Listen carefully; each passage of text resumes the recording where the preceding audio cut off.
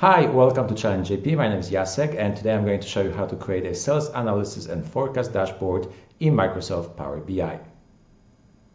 Let's actually first look at the finished product. So what you see here is our BI dashboard with two pages, sales analysis and forecast. The first page simply analyzes the sales of a retail. So what you will see here at the top, those are the main KPIs, items per order, average selling price, gross margin per item, gross margin percentage, shipping cost per item, return rate. This is one of the first visuals that we'll be using in this dashboard. And then below you see a matrix with monthly sales, analyzing those numbers in more detail. So you can see number of orders, number of units ordered, returns, gross sales, discounts, returns, net sales, COGS, so cost of goods sold, shipping and gross margin. And then down here at the very bottom of the dashboard, you'll see some graphs where we analyze the top 5 subcategories of items bought by gross margin, and also the top best-selling subcategories by unit sold. And then next to it, you can see a chart with the top best-selling subcategories by units sold with sales revenue. To your right, you will also see that I've included some slicers, so you'll be able to filter the analysis by year, also by a category, and then a subcategory. In the next page, you see here I'm dealing with a forecast. And here you create a forecast using a set of growth assumptions. So for example, here you'll be able to change the number of items sold, average selling price, COGS, return rate, shipping costs, and OPEX and salaries. OPEX and salaries would be attributed to our P&L cost. And below that, you can see the effect of that forecast on the future performance. Okay, so the idea here is that we're using that sales analysis page as our basis, and then we create a forecast which uses those base numbers to create our projections. Okay, so just to give you an example, if I change percentage of items sold to, let's say, 3%, you will see here that our sales are going up. So our net sales, our number of units ordered, that also drives the cost of goods sold, shipping, gross margins, and so on and so forth. Throughout this course, I will be using my web tutorial, which you can see here now on your screen. And you will find a link to this tutorial in the description of this video. And I'll be referring to this tutorial, especially when I create some DAX dimensions or DAX measure. So if I scroll down here a little bit, you see that here I have my table of contents. So we'll start with loading and exploring the data. We'll create some dynamic dimensions, namely a calendar table. We'll then build a data model, and this will allow us to start introducing some basic DAX measures for our analysis. That will allow us then to build our analysis dashboard, which then eventually will lead to more DAX measures dealing with that forecast. And then eventually we'll be able to build that forecast page that we looked at just a few moments ago. And then finally, with that dashboard build, we can do some scenario and what if analysis. You can see here that you can preview or download the completed Power BI dashboard file, data sources, and DAX measure. So let's jump to that step 1, which will deal with loading and exploring our data. So to start with, I will be using a blank Power BI file, which I simply call my practice sheet. And then to load my first data set, I'll simply go to my Get Data icon in my Home tab, click on the text CSV, and this will open a folder where I store my data. So if I just go to this data folder, you see that I have 4 data set. One is a table or dimension with products. Then I have my data or fact table with profit and loss, returns, and sales. Let's maybe start with that dim product file. So I'll just click on that, click on OK. And here I have an option that I can load the data directly, or I can first transform data to open my Power Query editor. So let's do that. This will give me an opportunity to inspect the data. So I'm just looking at the data types. So as you can see, okay, my product ID is in numerical format, and I have a text for category, subcategory, SKU number, product name, then the shipping size, unit costs, and list price, both unit cost and the list price being in a numerical format. So that looks fine. And I'm going to now just click on Close and Apply. Okay, with that close and apply, I close my Power Query editor, and now I can load the data into my Power BI file. And you can see that dim products table appearing in my data pane. And then if I click on my table view here, you'll see that I can actually again look at the data just to also make sure that it looks fine. So let's go back to my report view again, and again, get data, text CSV, and let's start with that fact sales table. And I'm going to again first transform data, and I can see, okay, again, those are my columns here, transaction ID, order ID, date, store ID. In our case, we're just using one store, so it's just going to be a store ID 1. Product ID, so that's the that ID that we can use to connect this table later with our theme products. Number of units sold, then the list price. We have also discount percentage here, net price, net revenues, net COGS, net revenue, unit COGS, overall cost, shipping cost, and then some information about promotion. So let's click on the close and apply to load the data in. And you see that fact cells appearing to the right. And then again, get data, text CSV.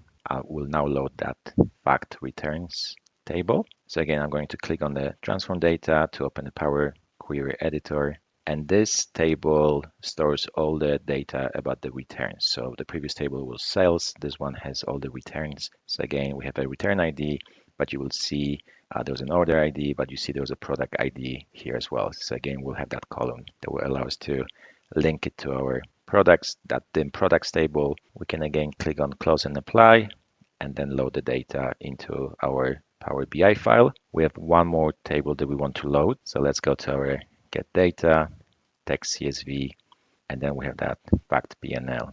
Again, transform data. Okay, and then that PNL file is our profit and loss. So this will allow us also to include, apart from the direct sales and cost of sales, we also have some information here or data related to our ongoing operating cost, payroll, and so on and so. Okay, so let's click on the close and apply. And then if I click on our model view here, you can see now those tables appearing in here. And while we can already start creating our basic data model, we'll still need a few custom tables that we want to add to it. Our first table that we want to add will be a calendar table. So this is where I'm going to go back to my tutorial. And as I mentioned before, I will be using this tutorial to give me a bit of a guidance for my DAX code and then for the structure of this course. And then again, you will find a link to the web tutorial in the description. So what you see here is a DAX code that allows me to create a calendar with the dates based on the fact cells table,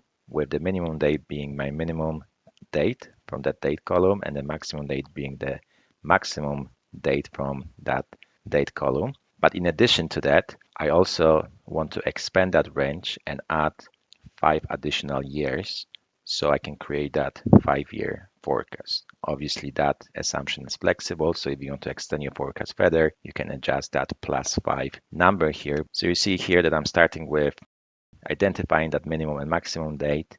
And then using that add columns functions, I want to add some additional columns that will allow me to create my analysis and my forecast here. So what I'm going to do, I'm simply going to copy that code, go back to my practice sheet here, and then still being in this model view, I can click on that new table icon. I'll just copy that code in. And once I commit it, you will see another table appearing here called calendar with those columns that we specify in our DAX code. The last thing that I need to do, and this is an important step, if I click on that 3 dots, I want to make sure that I mark this table as a date table. Okay, so if I click on those 3 dots, I click on the mark as a date table, and then I switch this option on and then choose a date column so that this will be my date column, validate it successfully, and then click save. Okay, so with that, we have our basic setup. First, let's create those first connections here. Okay, so what I'm going to do, just to organize our data a little bit, I'm going to move all the source files, the fact files, so all the tables with the data down below here. And then I'm going to keep my dimensions or my calendar table above. So let's maybe keep it here. And then I'm going to move my calendar in here for now. And I want to connect that product ID from the dim products to product ID in sales table here. So if I just go to that product ID, click on that and drag it on the product ID in that table, you see that new relationship. And we just have to make sure that the setup and the flow is correct. So we're going from the dim products to the fact cells. We want to make sure it's one-to-many relationship. The relationship is active and is a single cross-filter direction. If we click on the save, you will see that the flow goes from that dim products to our fact cells through that product ID column. And then again, let's repeat the same step, this time for our returns. So you see I have my product ID in the dim products again, and then the product ID in the fact returns. So again, I want to connect that product ID and then drop it on the fact returns, product ID. Again, I see that new relationship window. I want to go from dim products to the fact returns. So one-to-many single active calendar and the fact cells. So the name actually is date. And then the fact cells also has a date. So that's an easy relationship. So you see that again, we want to make sure it's one-to-many relationship. So calendar holds unique dates. In the cells table, we can have multiple instances of the same date. Single cross-filter direction, active relationship. Okay, that creates our connection here. For the returns, we want to take the date and then we want to drop it on the return date field in here. Okay, so that's the corresponding date field in our returns. But again, the cardinality is one-to-many, single cross-filter direction, active relationship, save. And then finally, to connect calendar with the fact table here, we're still using that date field from the calendar, but then we drop it on the month start field in that P&L table. Again, one-to-many, single, and active relationship. And then let's go to my tutorial again. And then if you scroll down, you will see that after all the explanation for how we building our calendar table, you see that here I have my code for that dim category and then dim subcategory. So what this DAX code will do by using this distinct function here, it will take the category column from that dim products table and it will create another table just with the unique instances. If I copy it and then go back to my practice sheet here and then click on new table, paste our code and then click commit, you see that new table appearing just with the category column. If we go back again to my tutorial, this time it selects the columns for subcategory and a category. Okay, so let me just copy that and paste it. So new table and commit, and then I have my subcategory dimension here. You see that I can create a relationship between my dim category, my subcategory, and then my products. Okay, so I'm going to drag that category field onto a category in that dim subcategory table. And then I need to find a connector between my dim subcategory and my dim products. So I'm going to drag that subcategory from the dim subcategory onto a corresponding field in the dim products. And that completes my data model setup. Okay, so with our data model completed, we can go back to my tutorial. And then if you scroll down, you see that I've listed here all the relationships and also included a screenshot of the data model. And you can see that now we can already start creating our first DAX measure to analyze our monthly sales. Before we create that first measure, let's go back to our practice sheet and create a new table which will hold our measures. On our home tab, click on the enter date, and then you should see that create table window. I'm going to use this name field to label the table as measures. Then click load, and after a few moments, you should see that new measures table appearing to your right. This table will allow us to stay a bit organized so we can keep all our measures in one place. Now to add a new measure, I'm just going to right click on that measures table and then select that new measure. Let's go back to my tutorial and take the first measure, which is orders, and just copy and paste it to our practice sheet. So this measure will look into the fact cells table and will count the distinct or unique values for our order IDs. In other words, it will count the number of orders. Okay, so I'm just going to click commit, and then you should see to your right under the measures name, you have that orders measure. One thing I want to do is I want to go to that column here and right click or click on those three dots and then delete from the model. And then after you confirm that, you should see that measure table now going up. The icon slightly changed to that calculator, but you see that it still holds that orders measure. Let's go back to my tutorial and then take another measure here. This time is the transactions, so that's the number of transactions. Go back to that practice sheet. I can right click on that measures table that use new measure and paste that DAX code into my bar here, commit, and then you see that new transactions measure appearing here. Now there's additional step that I can make to make myself even more organized. While we're on this transaction measure, I can go to model view, expand that data, click on the transaction, expand my property. In the display folder, I'm going to type in actuals. And you should see that now the transactions here sits within this folder called actuals. Okay, so you have your measures table and then you have a folder called actual. And I can drag that orders measure to my actuals. Okay, so if you want to create another measure, you can simply now right click on that actuals folder rather than click on the measures table. Let's go back to my tutorial again. You have the units measure. So this measure sums using that sum function all the units sold. So let's copy that again, go back to my practice sheet, and then going back to my measures here, you can paste it and then click. Okay, so those are my first three basic measures, but already with those measures in place, I can already start visualizing them.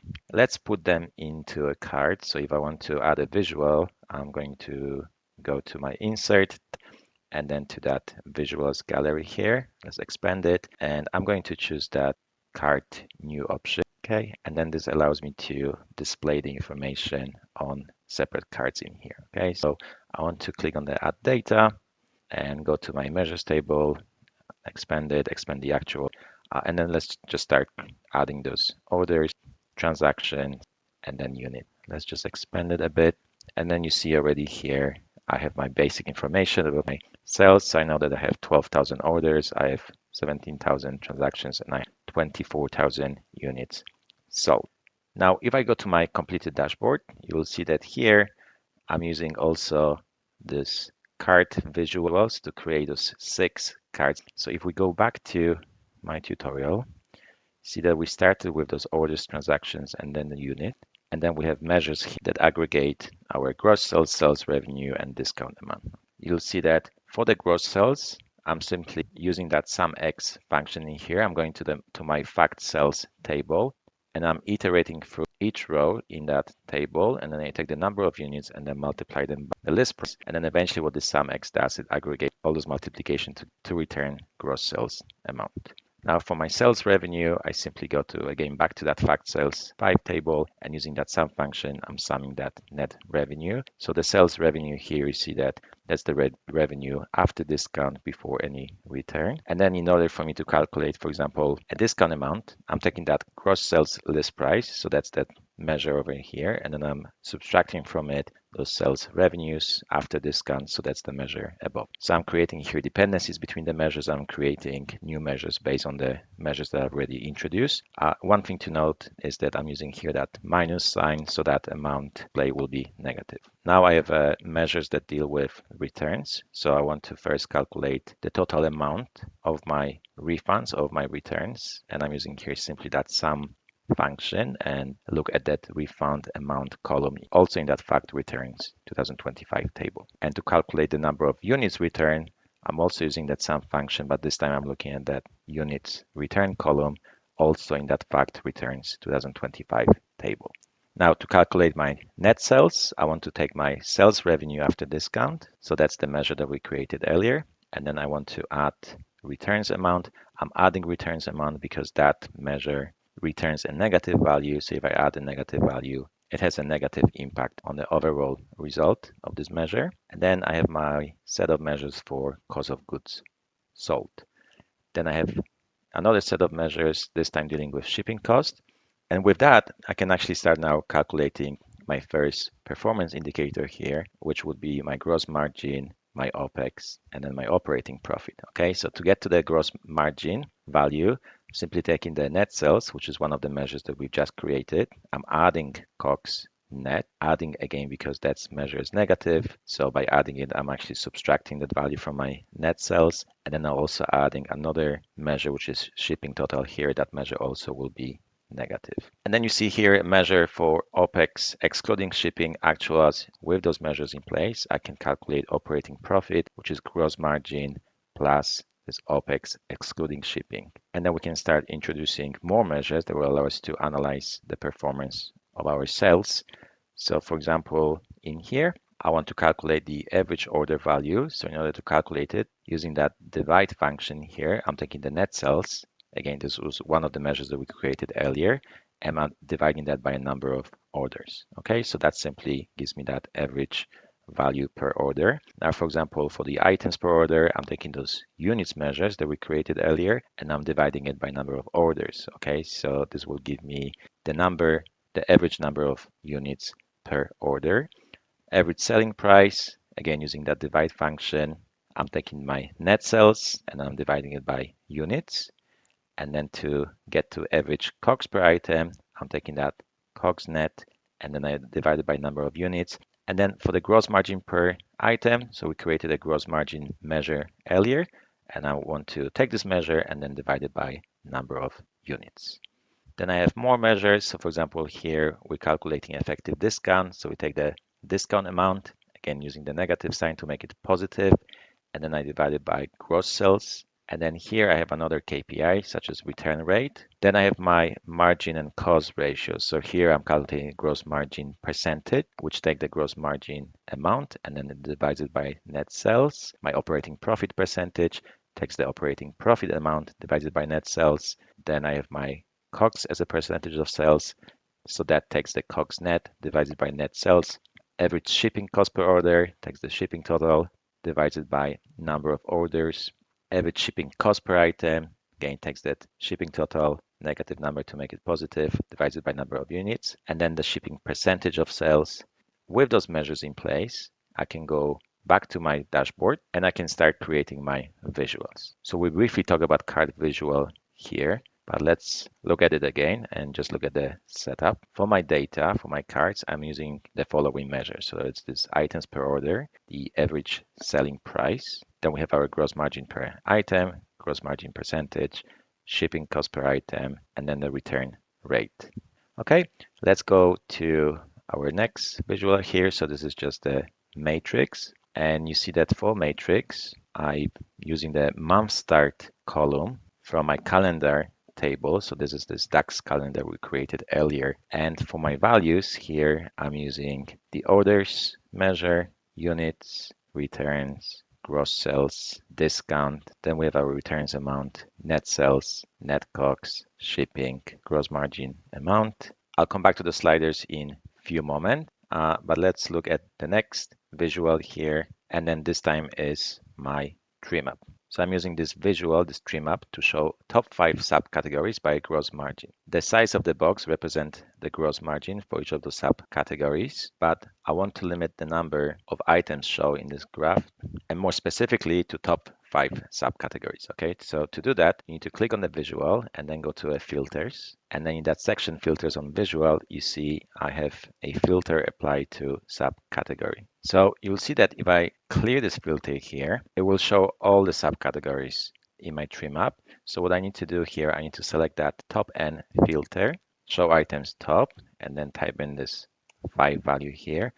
And then I have the option here that determines the value applies to my filter. Okay, so in our case, we wanted that value to be our gross margin per item measure. So what I want to do, I just want to drag this measure to the field here and then click on apply filter. Let's look at the last graph on our sales analysis page. So in here, I want to show the top 8 best-selling subcategories by number of units sold with sales revenue. So for my y-axis, I'm using that subcategory column for my dim subcategory table that we created earlier using DAX. Then for my x-axis, I'm using this units measure that we created earlier. And that allows me to create my basic setup. Now there's few things that I still need to adjust. First of all, you want to click on those 3 dots here to expand the more options menu. And then you want to make sure that when you look at the sort axis, it's sorting everything by units, and then you select sort descending option in here.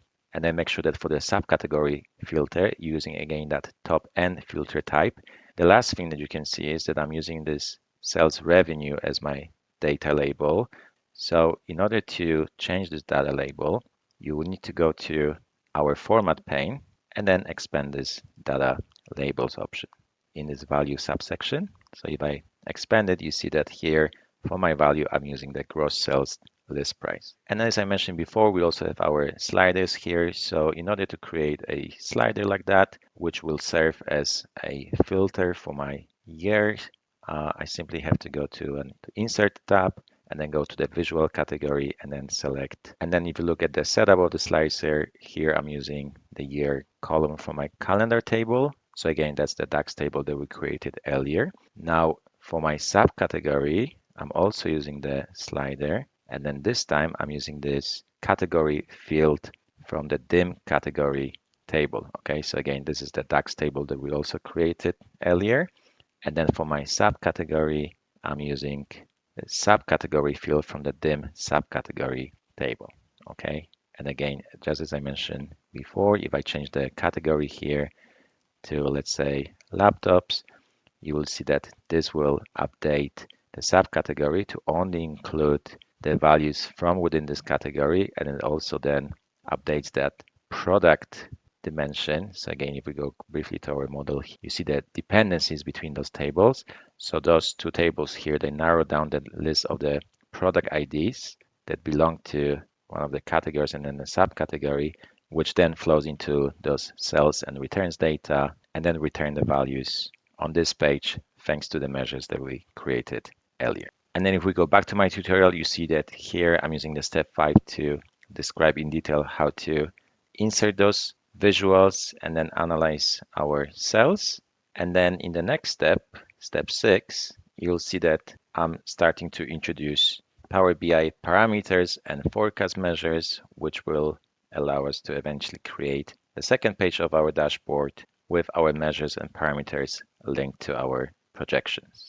Before we create our set of forecast measures, let me first introduce you to a Power BI parameter. Those parameters will be an integral part of our forecast calculations, and they will be responsible for driving our growth assumptions.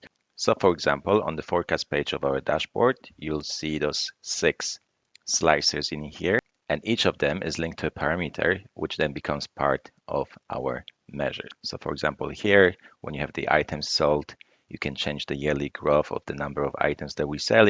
Same with the average selling price, COGS, return rate, shipping costs, OPEX, and salaries. To create a parameter, let's go to our practice sheet.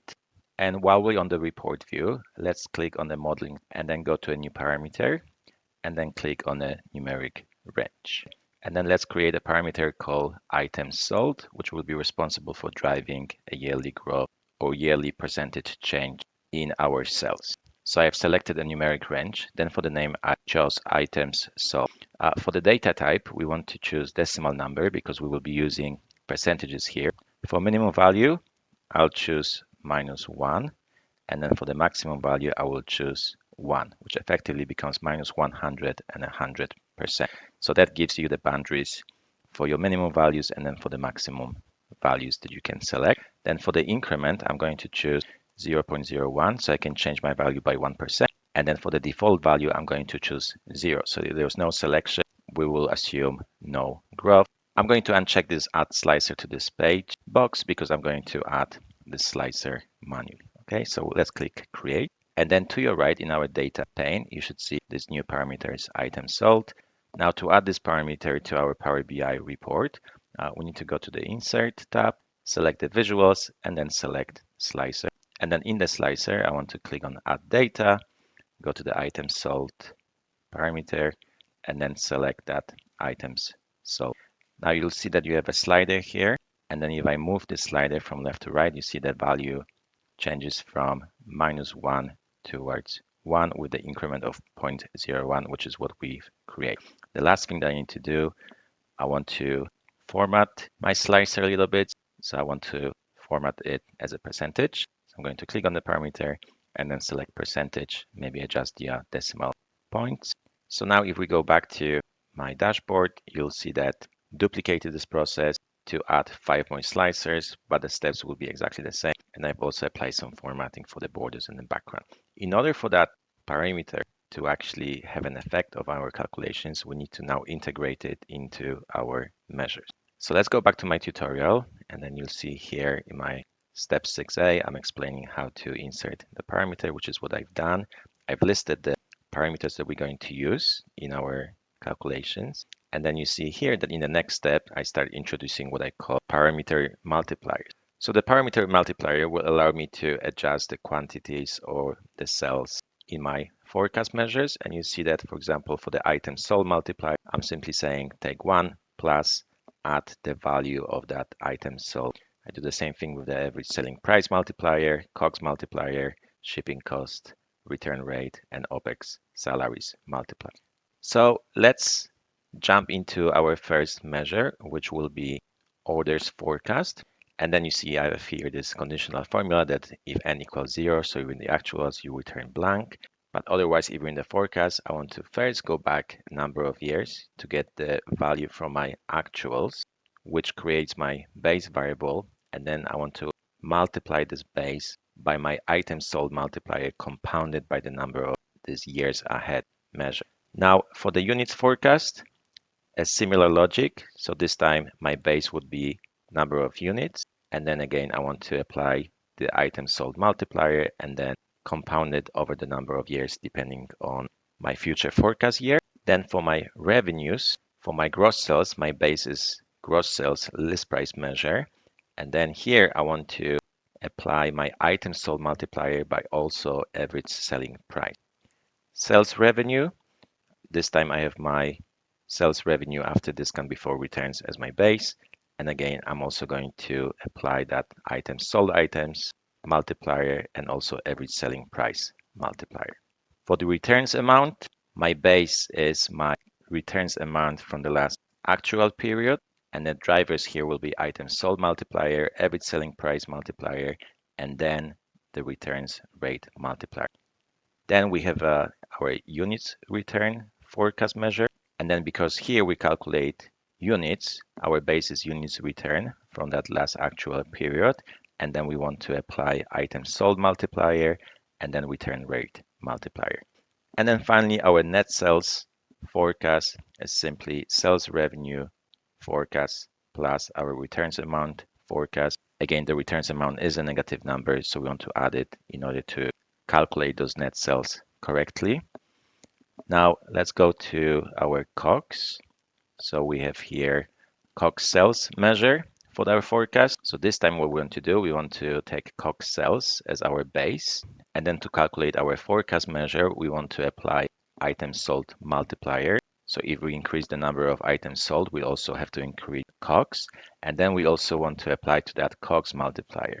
Here, I'm calculating the COGS returns. Just as with our actual measures, when somebody returns the item, we assume that we can restock it. So again, here, I'm going to use COGS returns from the last actual period as my base. And I'm going to apply items sold multiplier, return rate multiplier, and also COGS multiplier. And then finally, I can calculate my COGS net forecast here. So I'm taking the COGS sales forecast, and then I'm making this adjustment for my returns. Then I have my shipping. Here I'm taking shipping sales from my last actual period as my base. The drivers here will be my items sold multiplier and then the shipping cost. We also have a shipping related to our returns. With those forecast measures in place, I can now calculate my gross margin. So here I simply take the net sales forecast, add COGS to it, and then the shipping total. So with those measures in place, we can go back to my forecast page here in our Power BI dashboard, and then we can start visualizing our forecast. So the first part of the page are our parameters. So for example, here, if I click on the item sold, you see that we're using that item sold parameter. Here I've added another slicer that allows me to filter or select the category that I want to forecast. So if you look at the setup of the slicer, it uses that category field from the dim category, so that DAX table that we created at the beginning of our tutorial. And then in my matrix, I'm simply applying calendar year for my rows. And then for the values, I'm using the relevant forecast measures. So for example, for units here, I'm using that units forecast measure. For the net sales, I'm using that net sales forecast measures. For COGS, I'm using that COGS net forecast measure. Shipping, also that shipping forecast measure. Then if we scroll down here, then for my other columns, I'm using here the gross margin forecast measure, then the payroll forecast measure, other OPEX measure, operating profit, and so on and so forth.